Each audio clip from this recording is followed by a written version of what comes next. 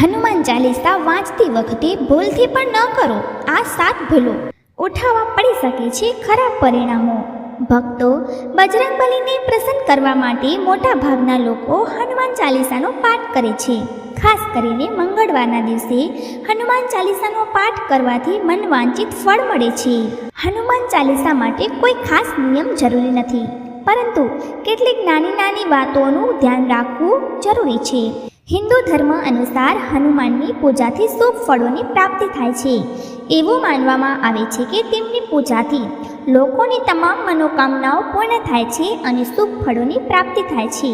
આ કારણે તેમના ભક્તો તેમને પ્રસન્ન કરવા માટે ઘણા વિશેષ ઉપાયો અજમાવે છે. એવી માન્યતા છે કે કોઈ પણ ભગવાન હનુમાનની પૂજા કરે તે સમૃદ્ધિ, ધન અને સકારાત્મક ઉર્જાથી ભરપૂર થઈ જાય છે.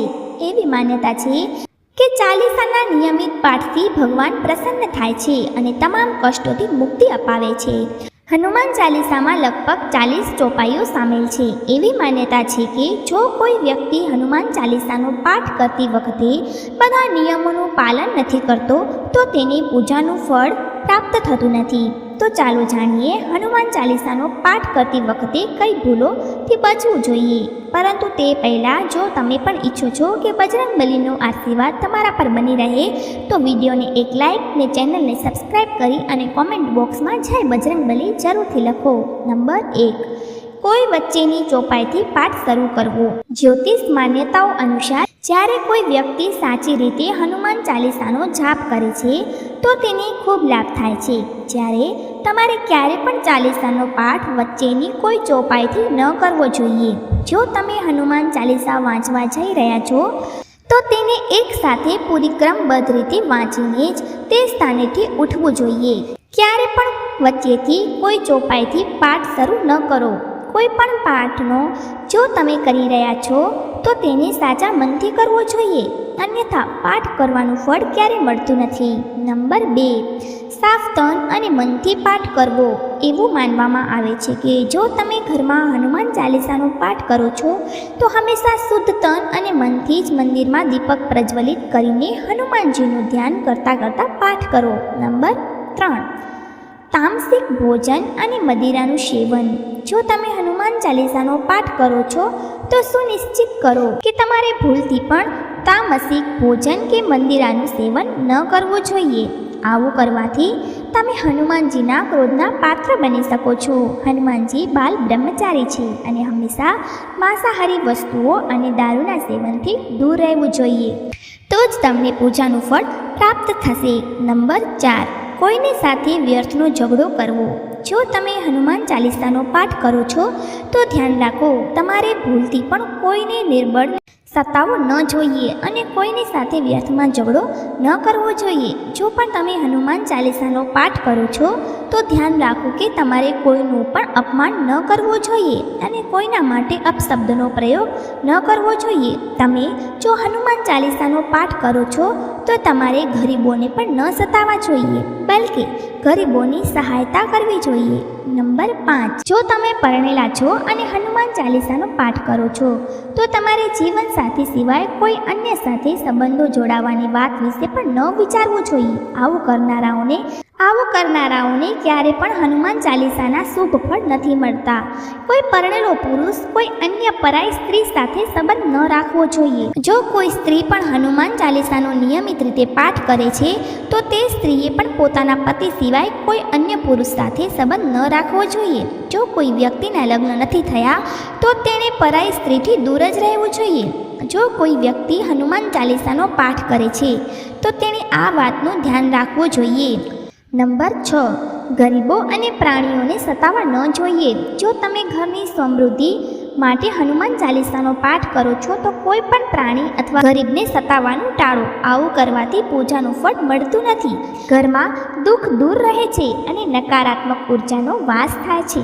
ઘરમાંથી સુખ સમૃદ્ધિ હંમેશા માટે ચાલી જાય છે. નંબર 7, કોઈ અપરાધ ન કરો અને જૂઠું ન બોલો. જો તમે હનુમાન ચાલીસાનો પાઠ કરો છો તો તમારે કોઈ પણ પ્રકારનો અપરાધ ન કરવો જોઈએ. તમારે કોઈ સાથે છેતરપિંડી કરવાથી બચવું જોઈએ અને જૂઠું ન બોલવું જોઈએ. જો તમારા મનમાં કોઈના પ્રત્યે છેતરપિંડી અથવા દ્વેષ છે તો તમને પૂજાનું ફળ કદી નહીં મળે. નંબર 8, હનુમાન ચાલીસા વાંચવામાં ઉતાવળ ન કરો. જ્યારે તમે હનુમાન ચાલીસાનો લાભદાયક પાઠ કરો છો ત્યારે તમારે કદી ઉતાવળ ન કરવી જોઈએ અને કદી પણ તેના કોઈ શ્લોકનું ઉચ્ચારણ ખોટી રીતે ન કરવું જોઈએ. તેનો પાઠ હંમેશા ધૈર્યપૂર્વક કરવો જોઈએ. નંબર 9, રામનું નામ લીધા વગર શરૂઆત ન કરો. બધા જાણે છે કે હનુમાનજી રામજીના પરમ ભક્ત છે, તેથી ભગવાન રામનું નામ લીધા વગર હનુમાન ચાલીસાની શરૂઆત ન કરો, નહીંતર તમે તેના ફળથી વંચિત રહી જશો. નંબર 10, તન અને મનને સ્વચ્છ રાખો. હનુમાનજી અને તેમના ઈષ્ટ શ્રી રામના ચિત્રની સ્થાપના કરો. પછી તેમની સાથે જ જળથી ભરેલું પાત્ર રાખો. ઓછામાં ઓછા 3 વખત લઈને 108 વખત સુધી ચાલીસાનો પાઠ કરવો જોઈએ. ઘરમાં હનુમાન ચાલીસાનો પાઠ કરતી વખતે તન મન બંને સ્વચ્છ હોવું જરૂરી છે. નંબર 11, મનમાં અયોગ્ય વિચારને ન લાવો. હનુમાન ચાલીસાનો પાઠ કરતી વખતે મનમાં કોઈ પણ પ્રકારનો અયોગ્યનો વિચાર ન લાવવો જોઈએ. પ્રયાસ કરો કે ચાલીસાના પાઠનો સમય રોજ એક જ હોય. વિશેષ પરિસ્થિતિઓમાં મુસાફિર દરમિયાન અથવા સૂતી વખતે પણ ચાલીસાનો પાઠ કરી શકે છે. નંબર 12, મંગળવાર અને શનિવારે હનુમાન દાદાના દર્શન.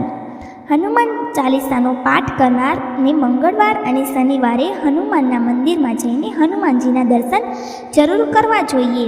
જો મંગળવાર કે શનિવારે હનુમાન મંદિરમાં જઈને તેમની સામે ઘીનો દીવો પ્રગટાવવાથી અને હનુમાન ચાલીસાનો પાઠ ત્યાં બેસીને કરવાથી મોટામાં મોટા કષ્ટો દૂર થઈ જાય છે. નંબર 13, કદી પણ ખરાબ સંગતવાળા લોકોની સાથે ન રહો. જો તમે હનુમાન ચાલીસાનો પાઠ કરો છો પણ ખરાબ લોકોની સંગતમાં બેસો છો, તેમના માટે ખોટા કામોમાં સાથ આપો છો, તો તમારું પતન નિશ્ચિત છે. એટલા માટે આવા લોકોથી દૂર જ રહો. નંબર 14, જ્યોતિષશાસ્ત્ર અનુસાર મંગળવારના દિવસે 3 વાર પાઠ કરવો ખૂબ જ શુભ માનવામાં આવે છે. જ્યારે પણ તમે પાઠ કરો છો ત્યારે સૌથી પહેલાં એક પાત્રમાં જળ ભરીને રાખો. પછી જ્યારે હનુમાનનો પાઠ પૂરો થાય ત્યારે તે જળને ગ્રહણ કરો. આનાથી તમને લાભ તો મળશે જ, સાથે જ હનુમાનજી પણ ખૂબ જ કૃપા વરસાવશે. નંબર 15, સૂતરકાર.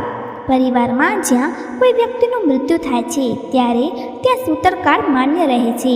જ્યાં સુધી આ સૂતરકાર રહે છે ત્યાં સુધી આપણે હનુમાન સહિત કોઈ અન્ય દેવી દેવતાની પૂજા ન કરવી જોઈએ. આ દરમિયાન મંદિરમાં પણ પ્રવેશ ન કરો. મિત્રો, વિડીયો ગમ્યો હોય તો લાઈક કરી અને ચેનલને જરૂરથી સબસ્ક્રાઈબ કરી દેજો. આભાર.